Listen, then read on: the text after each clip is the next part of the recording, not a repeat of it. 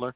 Actually, I don't remember Vince McMahon ever. I'd never seen him watch television. I've never heard him listen to the radio.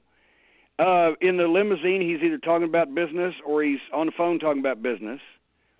He did have a fairly good knowledge of 70s television. I do remember that, and he can be contagious.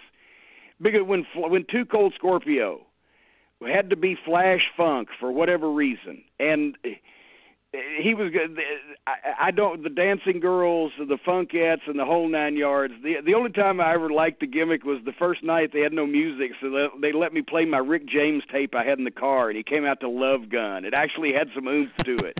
But then they Barry Whited him out or whatever the fuck, and Rick James could actually, anyway. At one point, we were actually talking about ideas, and they called Isabel Sanford, who played Aunt Esther on Sanford and Son, to see if she would come in and make an appearance as Flash Funk's aunt on a pay-per-view. This is how far it would fucking go, and you would just follow down the rabbit hole with him when he'd have these ideas, and then it would lead to something else. And you're when he pitches, well, could Aunt Esther be in goddamn Flash Funk's corner, right? Well, then you start thinking, because it's the boss, he's the most powerful man in wrestling. You're sitting there at his kitchen table.